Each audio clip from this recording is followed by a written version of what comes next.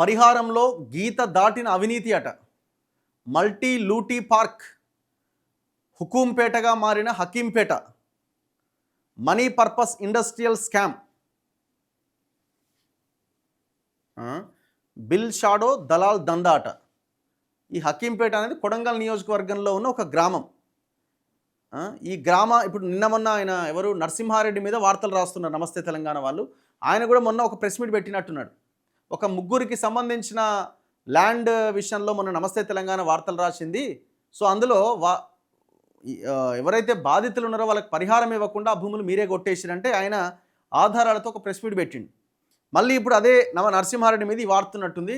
ఇప్పుడు ఆ హకీంపేట అనే గ్రామానికి రేవంత్ రెడ్డికి దగ్గరగా ఉన్న నరసింహారెడ్డి భార్య ఆమె అక్కడ సర్పంచ్గా కొనసాగుతున్నది. ఇప్పుడు మొత్తం అంతా ఆయన అండదండలతోనే జరుగుతున్నది అన్నది ఈ వార్త. గురువు చోరుడు అయితే శిష్యుడికి ఏం నేర్పిస్తాడు? చోర విద్య కదా. ఉమ్మడి రాష్ట్ర చరిత్రలో చరిత్రకెక్కిన ఏలేరు కుంభకోణం సినిమాను ఆయన శిష్యరికంలో అన్ని విధాలుగా ఆరితేరిన శిష్యుడు తన పాలనలో రిపీట్ చేసి చూపిస్తున్నాడు.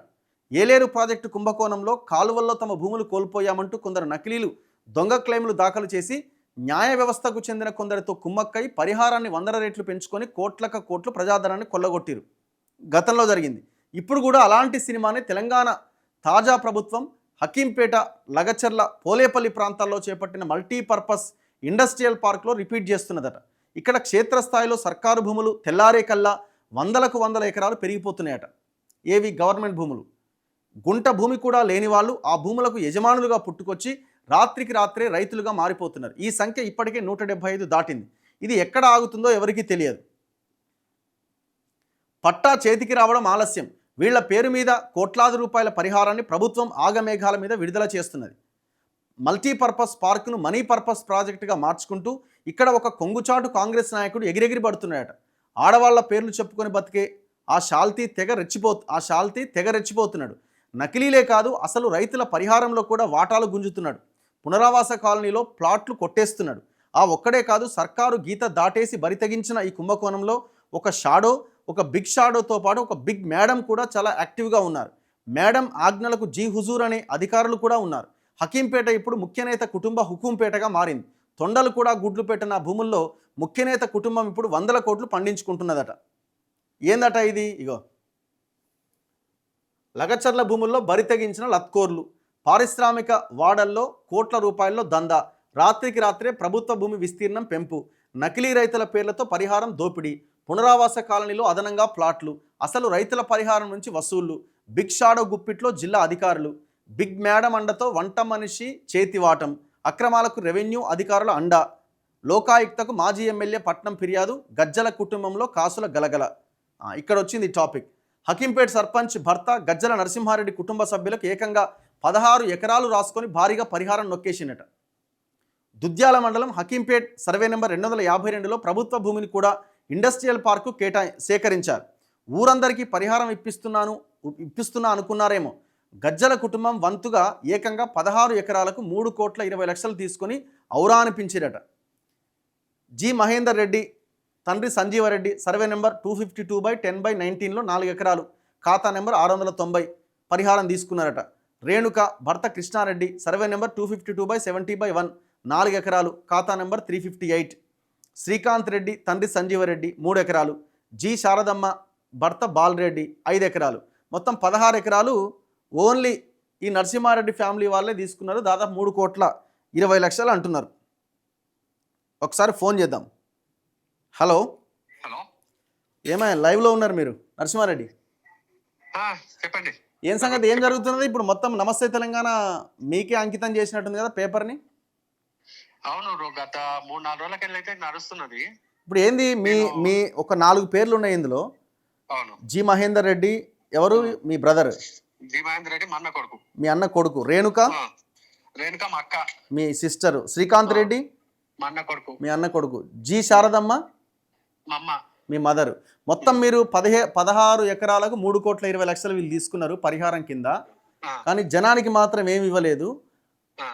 గవర్నమెంట్ భూమి యొక్క విస్తీర్ణం పెద్ద ఎత్తున పెంచి వీళ్ళు సొమ్ము చేసుకుంటున్నారని అంటున్నారు ఈ మొత్తం కథనం. భూమి అనేది పేపర్ మీద ఉండిపోతుంది. ఓకే. సో ఇప్పుడు నాకు నలుగురికి కాంపన్సేషన్ తీసుకున్నా అని చెప్పి పేపర్ లో మెయిన్ హెడ్డింగ్ లో వేసిండు. హా, మెయిన్ పేపర్ లో ఆ, చిన్న పేపర్ ఆర్డీఓ దగ్గర పెట్టి అక్కిపేట భూసేకరణలో ఎవరెవరికి పరిహారం వచ్చిందని చెప్పేసి అడిగితే ఒక పేపర్ ఇస్తారు. అవును పరిహారం అందిన వాళ్ళ పేపర్ అయితే ఉంటది కదా, అవును కోట్ల రూపాయలు ఇచ్చినప్పుడు తీసుకోండి. నేను మీకు ఆన్లైన్ రికార్డ్ గా చెప్తున్నా, శారదమ్మ పేరు మీద 2 ఎకరాలు అంతే. ఇప్పుడు ఇక్కడ 5 ఎకరాలను రాసింది మీ అమ్మ 5 పేరు. ఎకరాల కేవలం 2 ఎకరాలు మాత్రమే శారదమ్మ పేరు మీద తీసుకున్నాం. అది 2 ఎకరాలే పొజిషన్ ఉంది కాబట్టి 2 ఎకరాలే తీసుకున్నాం. మిగతాదంతా లేదు, పొజిషన్ లేదు కాబట్టి తీసుకోలేదు. 2 ఎకరాలే తీసుకున్నాము. 2 ఎకరాలకు సంబంధించిన ప్లాట్ లక్కీ డ్రాలో వెళ్ళింది. ఆ డ్రా తీసిన వీడియో కూడా అందరి ముందే తీసిండ్రు. డ్రా అది ఓకే, లక్కీ డ్రాలోనే 2 ఎకరాలకు ఒక ప్లాట్ వెళ్ళింది తప్ప ఏది లేదు. ఏదైనా ఉంటే చిన్న పేపర్ మీకు రికార్డ్ గా చెప్తున్నా కదా, వీడియో రికార్డ్ అయి ఉంటది కదా, మిగతాది 100 రూపాయలు ఎక్కువ తీసుకున్నా మీ ఆరోపణలు అన్నిటికీ ఒప్పుకుంటుంది. కేవలం శారదమ్మ పేరు మీద 2 ఎకరాలు మాత్రమే. ఎందుకంటే పొజిషన్ 2 ఎకరాలే ఉంది, రికార్డ్ లో 2 ఎకరాలు, సర్వేలో 2 ఎకరాలు వచ్చిందని 2 ఎకరాలు మాత్రమే తీసుకున్నాం మనం. ఇవన్నీ ఫేక్ మిగతాదంతా. వీళ్ళు ఫస్ట్ ఒక బాబమ్మ అని చెప్పేసి ఒక ఆమె పెట్టి 7 ఎకరాలు ఉంటే 7 ఎకరాలు తీసుకొని ఎకర భూమి ఇచ్చిండు, 6 ఎకరాలు తిన్నారని మొన్న పట్నం నరేందర్ రెడ్డి వచ్చి ఆరోపించిపోయిండు. పేపర్ లో వేసిండు నమస్తే తెలంగాణలో. వేస్తే నేను నెక్స్ట్ డే బాబమ్మ పాస్బుక్ ఇచ్చిన, బాబమ్మ సంతకం పెట్టి డబ్బులు తీసుకున్న పేపర్ ఇచ్చిన, బాబమ్మకి ఇచ్చిన చెక్ ఇచ్చిన, బయటికి జిరాక్స్ కాపీ, బాబమ్మకి ఎంత ప్లాట్ కేటాయించారో ఆ డీటెయిల్స్ ఇచ్చిన, బాబమ్మ పేరు నుంచి టీజీఎస్ ఎంత ట్రాన్స్ఫర్ చేసుకున్నది భూమి అన్న రికార్డు కూడా ఉంటది కదా, అవును, అది కూడా ఇచ్చిన. కేవలం 10 గుంటలు రఘు, 10 గుంటలు. నేను ఆ రోజు అడిగిన, నేను 10 గుంటలు ప్రూఫ్స్ ఇస్తున్నా, 7 ఎకరాలు ఉన్నట్లు ఒక ప్రూఫ్ ఇవ్వండి అని అడిగినా, ఇప్పటిదాకా లేదు. కేవలం బట్ట కలిసి మీరు వేస్తున్నారు అంతే, కడుక్కోండి అని చెప్పేసి. ఇంకా మీరు ఏదన్నారు ఎక్స్టెంట్ ఇప్పుడు గవర్నమెంట్ ల్యాండ్ ఎక్స్టెంట్ పెరిగిందని రాస్తున్నారు ఇందులో. అంటే మీరు గవర్నమెంట్ ల్యాండ్ ఎక్స్టెంట్ ఎట్లా పెరుగుతుంది? గవర్నమెంట్ ల్యాండ్ ఎక్స్టెంట్ ఎట్లా పెరిగిందంటే 2000 ఎప్పుడైతే కేసీఆర్ రైతు బంధు ఇవ్వడం స్టార్ట్ చేసిండో, మా ఊర్లో ప్రజెంట్ టిఆర్ఎస్ సర్పంచ్ ఇంట్లో 2 ఖాతాలు వచ్చినాయి 2018లో. 17-18లో ప్రజెంట్ టిఆర్ఎస్ గ్రామ శాఖ అధ్యక్షుడికి. 2017-18లో అసైన్ భూములు ఇచ్చిండ్రా రఘు? లేదు. లాస్ట్ 2004లో రాజశేఖర రెడ్డి ఇచ్చిపోయిందే కదా. అవును. మొన్న సర్పంచ్ నిలబడి ఓడిపోయిన వ్యక్తికి 2017లో పాస్బుక్ వచ్చింది 2 ఎకరాలకు. టిఆర్ఎస్ లో యాక్టివ్ గా తిరుగుతున్న కుటుంబంలో తల్లికి, కొడుకుకు, తండ్రికి ముగ్గురికి 2 ఎకరాలు వచ్చింది పాస్బుక్. టిఆర్ఎస్ నుంచి ఎక్స్ సర్పంచ్ గా ఉన్న వ్యక్తికి ఇంట్లో 4 ఖాతాలు వచ్చినాయి 2 ఎకరాలు.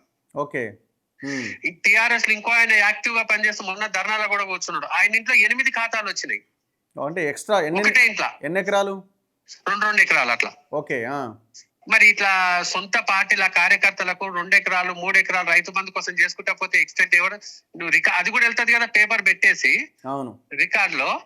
రికార్డ్ పెట్టేసి ఎప్పుడు ఎంతున్నది భూమి, తర్వాత ఎక్స్టెంట్ ఎంత పెరిగిందని ఒక పేపర్ పెట్టుకుంటే తెలిసిపోతుంది కదా.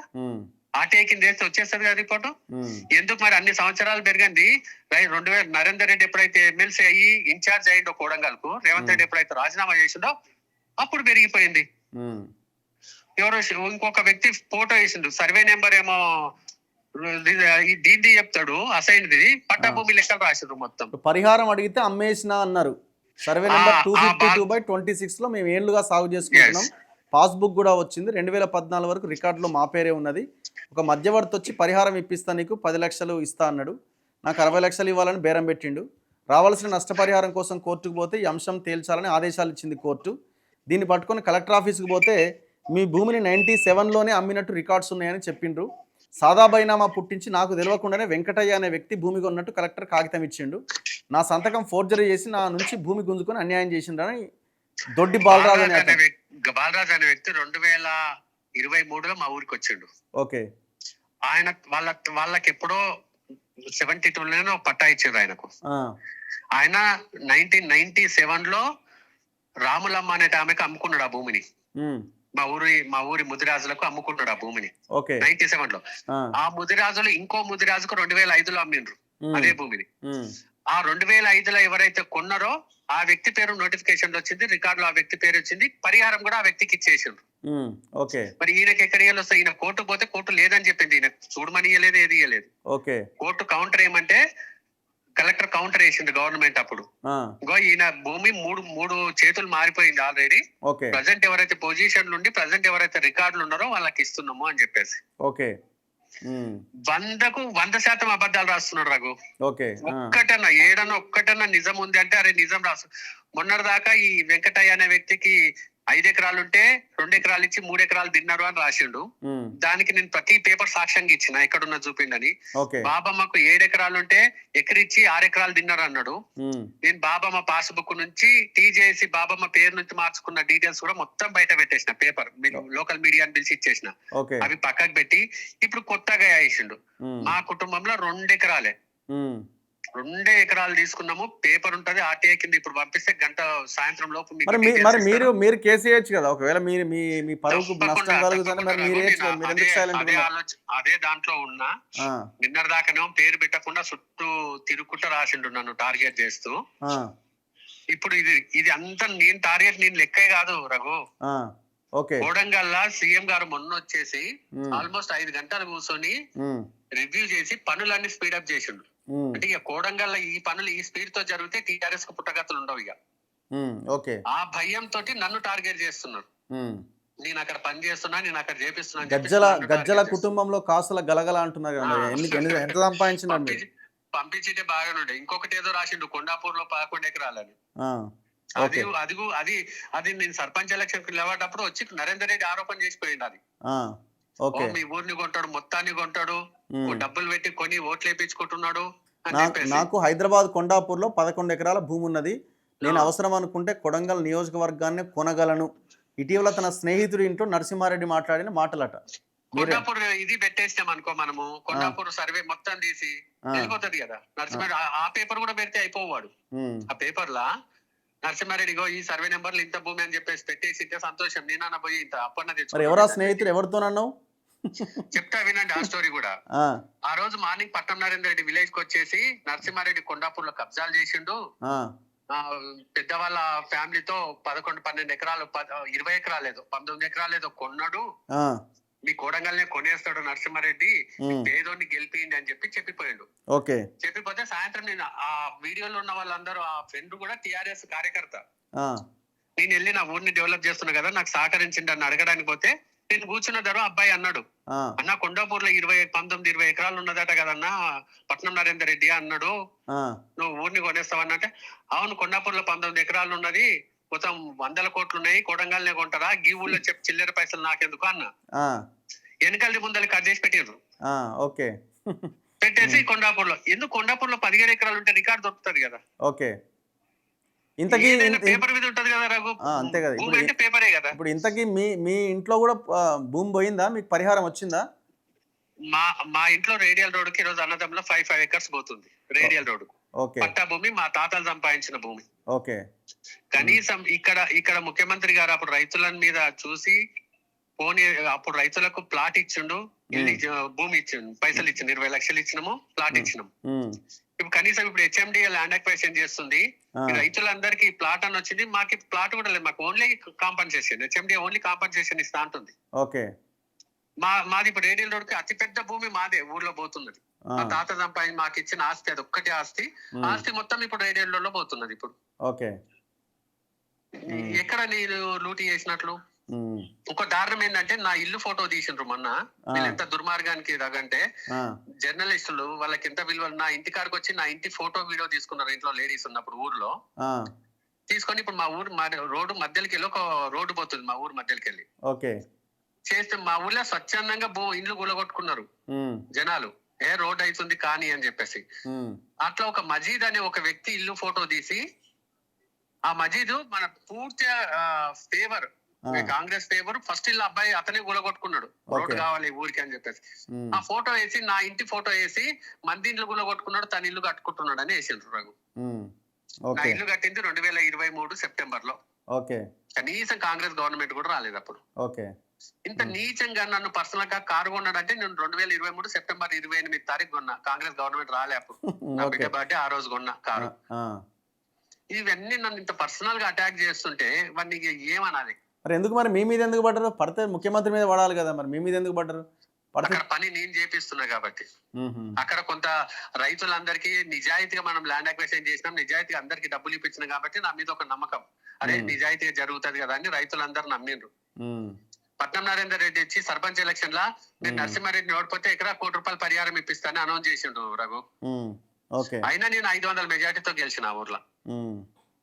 అంటే వాళ్ళని ఎవ్వరూ నమ్మట్లేదు. మొన్న ధర్నా చేసిండు నరేందర్ రెడ్డి వచ్చి, ల్యాండ్ అక్విజిషన్ జరిగిన 3 గ్రామాల నుంచి 4 వచ్చిండ్రు. ఓకే, మిగతా అంతా దూరపు మండలాల నుంచి, సొంత మండలాలు కూడా ఎవరు రాలే, దూరం మండలాల నుంచి తీసుకొచ్చి ఆడ కూర్చొని ధర్నా చేసి మాట్లాడిపోతుంది. నాకు తెలిసి నమస్తే తెలంగాణ పేపర్ వాళ్ళు ఏమి గ్రౌండ్ రిపోర్ట్ తీసుకుంటలేరు. జస్ట్ అక్కడికి వెళ్ళి పట్నం నరేందర్ రెడ్డి ఇచ్చిన ఇన్ఫర్మేషన్ గుడ్డిగా రాసుకుంటూ పోతుండేమో అనిపిస్తుంది. ఓకే, ఖచ్చితంగా నువ్వు అన్నట్లు లీగల్ గా మూవ్ అవుతా. ఎందుకంటే ప్రతిదీ పేపర్ ఉంది నా దగ్గర.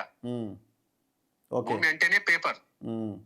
ఇప్పుడు జేబులోకి వెళ్ళి తీసిచ్చే పైసలు కావు కదా రఘు. ఇప్పుడు కలెక్టర్ 20 లక్షలు ఇవ్వాలంటే ఇప్పుడు మీరంతా వంట మనిషి, మీరంతా ఆయన ఇంట్లో వంట చేసేటోడు, రకరకాలుగా మాట్లాడుతున్నారు కదా. మొన్నటి దాకా పన్నోడు అన్నాడు పట్నం నరేందర్ రెడ్డి మనతో వచ్చి, వాడు పన్నోడు ఇంట్లో కూరగాయలు మోస్తాడు అన్నాడు. ఈ రోజు వంట మనిషి అన్నారు. నిన్న ఏదో షాడో సీఎం అనేసిండ్రు. ఇక మరి అన్ని బిరుదులు వాళ్ళే ఇస్తున్నారు. Okay, anyway thank you. Right Raghu, మీకు కూడా చెప్పండి. ఎవ్వరం రాము, మీరు కెమెరాలు తీసుకెళ్లి ఏ రైతునన్ను అడగండి, ఎవరిని దగ్గరికి రానియను కాంగ్రెస్ వాళ్ళని. ఓకే, ఏ రైతున్నాడు, చిన్న రైతు నాకు అన్యాయం జరిగింది, ఇగో నాకు ఇక్కడ డబ్బులు ఆపిండ్రు, టీఆర్ఎస్ వాళ్ళతో చెప్పించిన సంతోషం, మేము ఒప్పుకుంటాం. ఇది ఓకే, నిజాయితీగా చేసినాం. నేనే వస్తా ఒక రోజు, మీకు తెలియకుండానే వస్తా. ఆ ఏరియా అంతా ఒకసారి కవర్ చేస్తాం ఖచ్చితంగా. Thank you. సో చూడాలి వాస్తవాలు ఏంటి. ఇప్పుడు వీళ్ళు పేపర్లో రాసిన వెర్షన్ ఒకటి, నరసింహారెడ్డి గారు చెప్తున్నది ఒకటి. మరి ఏది వాస్తవం అనేది మనం తేల్చాల్సిన అవసరం ఉన్నది. కానీ ఇప్పుడు ఆయన మొన్న ప్రెస్ మీట్లో అయితే కొన్ని ఎవిడెన్సెస్ అయితే చూపించిండు. మరి ఆ ఎవిడెన్స్ తర్వాత లేదు ఆయన చెప్పిందంతా తప్పని మరి నమస్తే తెలంగాణలో కథనం రావాలి కదా. మరి ఎందుకు వేయలే మరి మీరు?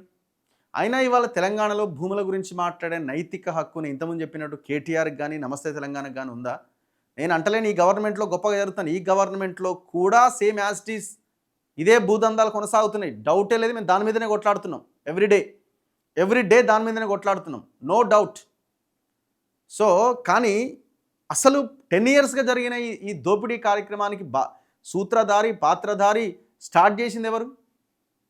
ధరణిని తీసుకొచ్చి 25 లక్షల ఎకరాల భూమి అన్యాక్రాంతమైంది, గవర్నమెంట్ భూమి ప్రైవేట్ పరమైందని ఎవరి హయాంలో జరిగింది ఇదంతా? ఇప్పుడు వీళ్ళు భూముల గురించి మీరు మాట్లాడకపోతేనే ఇంకా వాళ్ళ విషయాలు ఏమైనా ఉంటే బయటకు వస్తాయి. కానీ మీరు మాట్లాడడం వల్ల వాళ్ళకి లాభం జరుగుతున్నదని నేను అనుకుంటున్నా. బీఆర్ఎస్ ఈ భూముల మీద ఎంత తక్కువ మాట్లాడితే మిగతా వాళ్ళంతా ఫోకస్ చేస్తారు వీళ్ళు చేస్తున్న దోపిడీ మీద. మీరు ఎప్పుడైతే మాట్లాడతారో ఇది బీఆర్ఎస్ చేస్తున్నది, వీళ్ళు ఏం తక్కువ తిన్నారా అనే కాడికి వచ్చిన పరిస్థితి. చలో రేపు మళ్ళీ కలుద్దాం. గుడ్ మార్నింగ్ తెలంగాణలో చూస్తూనే ఉండండి మన తొలి వెలుగు.